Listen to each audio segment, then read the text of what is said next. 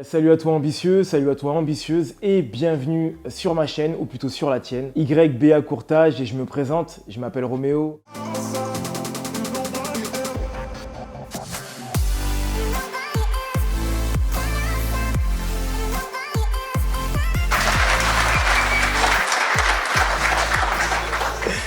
Je suis courtier en prêt immobilier, je suis également investisseur, je suis marchand de biens et entrepreneur. Alors j'ai beaucoup de casquettes, mais aujourd'hui nous allons parler d'immobilier, on va parler d'investissement et on va parler surtout de finance, donc de banque. On me pose souvent cette question, c'est à savoir est-ce qu'il est intéressant ou non d'avoir une banque en ligne lorsqu'on souhaite acheter un bien immobilier. Mais écoute, j'ai quelques informations à te donner aujourd'hui qui j'espère vont te servir. Mais avant ça, il y a une règle, tu la connais, ou plutôt il y a deux règles. La première, c'est de prendre ce qui est à prendre et de laisser le reste, d'accord? Donc tu es un jeune ambitieux, tu souhaites te lancer dans l'immobilier ou dans l'entrepreneuriat, bah écoute, t'es bienvenu. Donc ça c'est la première règle, tu prends ce qui est à prendre dans cette chaîne, d'accord? Pour que tu n'aies plus aucun prétexte de ne pas te lancer. Et la seconde règle, bah elle est très simple, c'est que si tu aimes le contenu, tu t'abonnes, tu likes, tu partages, tu propages la bonne nouvelle pour que tout le monde puisse être au courant de ce qu'il y a à savoir. Ok, on va parler de banque, de financement, mais pas que. Ce qui va être intéressant dans cette vidéo, c'est que je vais t'expliquer le principe de la banque en ligne et les choses qu'il faut savoir, les choses principales. À la fin de la vidéo, je vais également te dire quel est le regard que le banquier va poser sur un client qui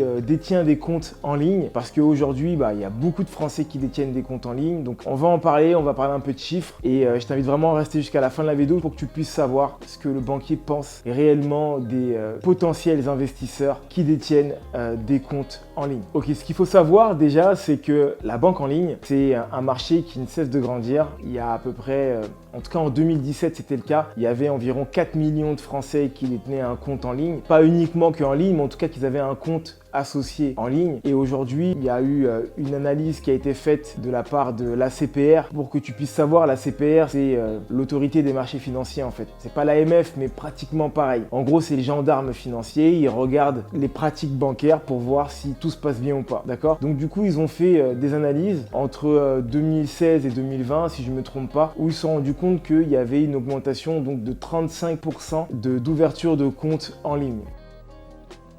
Waouh! Donc t'imagines bien que les banques traditionnelles se sont bien rendues compte de ça et elles ont essayé de contrecarrer cette évolution. Donc il y a deux types de banques en ligne, ok? Les banques en ligne qui sont associées à des banques traditionnelles. Je te prends l'exemple de Hello Bank qui est en fait une filiale de la Société Générale. Et tu vas avoir ce que moi je vais appeler les vraies banques en ligne, les néobanques, on appelle ça la plupart du temps, qui elles ne sont associées à rien du tout. Elles sont 100% en ligne et elles n'appartiennent à personne. Je te prends l'exemple de N26 et également de... je vais te retrouver le nom, je te le dirai tout à l'heure.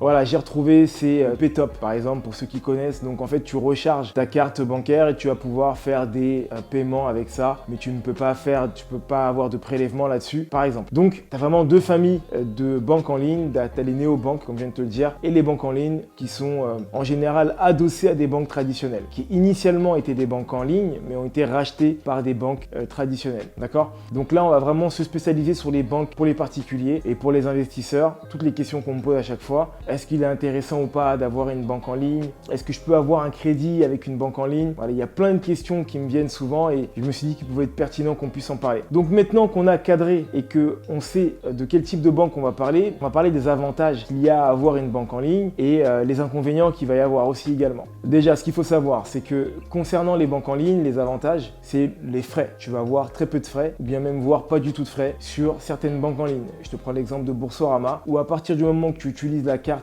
qui est adossée à ton compte, tu n'as pas de frais de gestion. Ensuite, tu vas avoir du coup la facilité de gestion de ton compte, c'est-à-dire que tu es vraiment au pilotage de ton compte. Tu choisis de mettre l'argent où est-ce que tu veux la mettre. Tu as souvent plusieurs couches de banque de compte sur ton compte en ligne. Là, je prends l'exemple de N26 qui va te permettre d'avoir des multi-comptes dont ton compte principal et de pouvoir gérer vraiment ta gestion bancaire totalement seul. Ensuite, tu vas avoir un gros avantage, c'est que tu ne vas pas avoir de découvert la plupart du temps sur les banques en ligne. Je crois même que toutes les banques en ligne, tu n'as pas d'autorisation de découvert. Donc ça, c'est vraiment cool. Moi, je te parle en tant qu'investisseur. Le fait de ne pas avoir de découvert te permet de ne pas dépenser l'argent que tu n'as pas. Donc à partir de ce moment-là, ça te permet vraiment d'avoir une gestion qui va être neutre, qui va être efficiente, qui va être saine, et je dirais même, de tes comptes bancaires.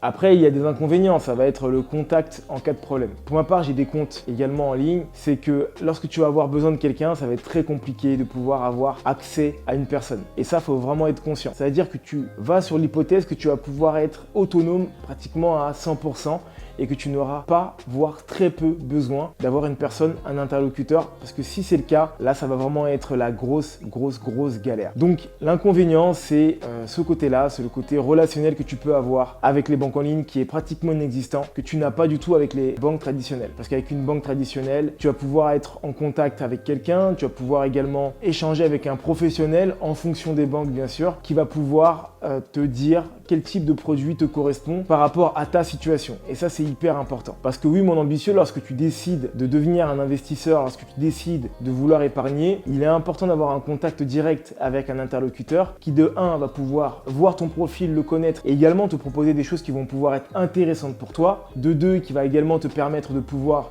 tout simplement te dire si ton profil correspond à ce qu'il recherche ou non. Et ensuite, on va pouvoir enquiller sur la partie crédit immobilier et on en parle juste après. Et de 3, en cas de problème, comme je viens de te le dire, tu vas pouvoir être en contact avec quelqu'un qui va pouvoir répondre à tes questions. Alors les problèmes, ça peut être des problèmes de fraude sur ta carte bancaire, mais ça peut également être des problèmes liés à ta gestion bancaire. Ça peut être des problèmes liés à un moment où tu décides de partir à l'étranger, donc du coup tu aurais besoin que ton palier de paiement soit supérieur à la normale. Voilà, tous ces éléments-là vont être importants et c'est à ce moment-là qu'il est pertinent de pouvoir avoir un interlocuteur en face de toi. On enquille maintenant sur la partie investissement, mon ambitieux, sur la partie crédit, parce que c'est ce qui nous intéresse. Comme je te l'ai dit tout à l'heure, moi-même j'ai des comptes en ligne, d'accord? J'ai des comptes traditionnels et également des comptes en ligne. Pour ma part, mes comptes en ligne me servent plutôt de gestion de porte-monnaie. Ça signifie que ce sont des comptes soit où j'ai uniquement que des prélèvements ou des comptes qui vont me servir de carte bleue pour pouvoir sortir avec et utiliser un argent, une somme plutôt qui va m'être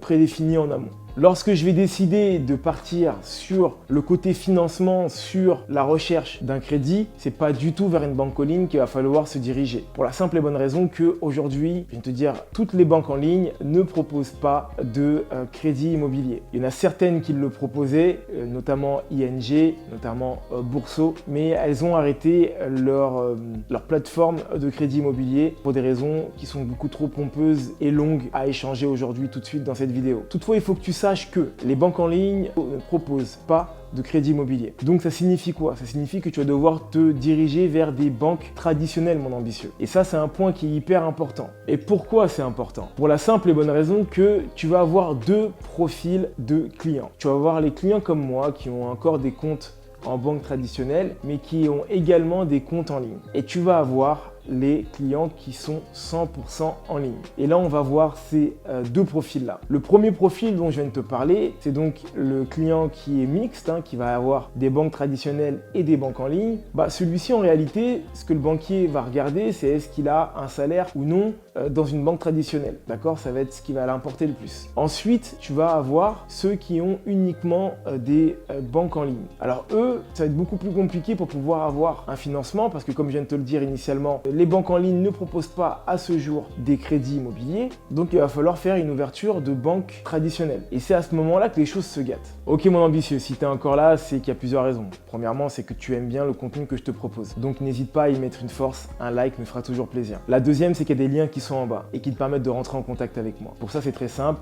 Tu cliques sur les liens, tu programmes un rendez-vous téléphonique et je rappelle tout le temps. Le troisième point que je viens de te dire et le dernier pour finir cette page de pub, c'est quoi? C'est que tout simplement, j'organise un événement avec mes associés, mes desperados si je peux le dire ainsi, un événement qui va se faire sur Paris en juillet normalement. Il y a donc des liens qui sont juste en bas sur la barre de commentaires qui te permettent de te préinscrire. Alors de quoi va parler cet événement? Déjà c'est un événement qui va être physique, il y a une 50aine de personnes, il se trouvera sur Paris, il est entièrement gratuit, il y aura un apéro dînatoire par la suite où on va pouvoir se rencontrer mon ambitieux. Il va parler d'immobilier, il va parler également de business physique et également du client qui est le plus important. Donc on va regrouper ces 3 points là et on va en faire un événement, donc je t'invite vraiment à t'inscrire. Il y aura 50 places et pas une place de plus, donc n'hésite pas à te préinscrire tout simplement. Voilà, c'est la fin de la page de pub et on va reparler des choses qui fâchent sur la partie des banques en ligne. Donc comme je te le disais mon ambitieux, il y a des choses qui vont fâcher et qui vont être fâcheuses lorsqu'on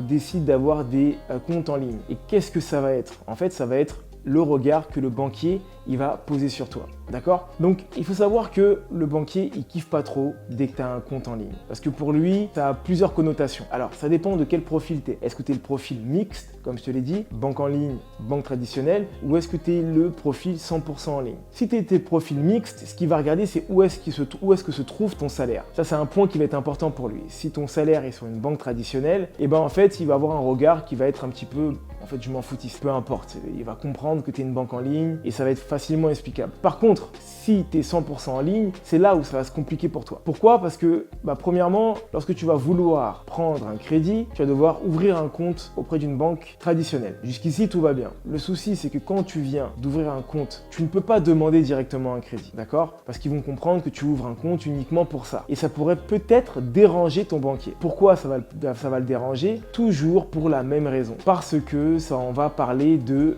PNB. C'est une question de PNB. Le PNB, c'est le produit net bancaire. Ça signifie, pour le banquier, qu'est-ce que tu vas lui apporter en termes d'argent? Qu'est-ce que tu vas lui apporter en termes de gains pour lui s'il te propose un crédit pour lequel il va des fois être sur 25 ans perdant parce qu'il achète ça à un taux hyper élevé. Donc, il va se dire, ok, on est en face d'une personne qui, de manière légitime et sans jugement, ne veut pas payer de frais bancaires. Mais le problème, c'est que moi, je vais lui prêter de l'argent.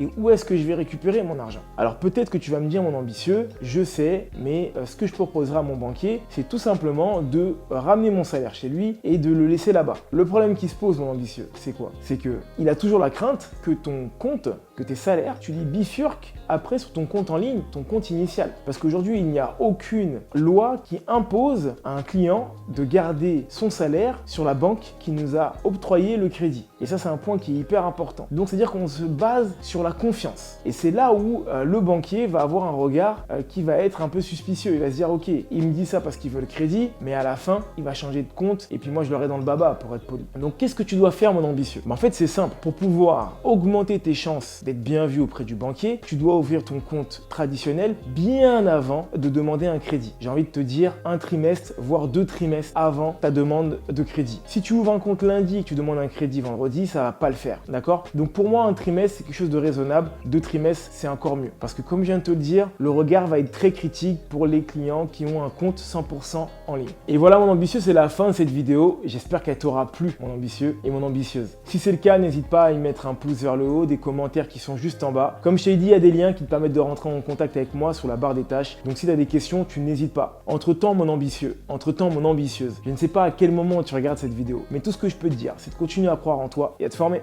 Bye.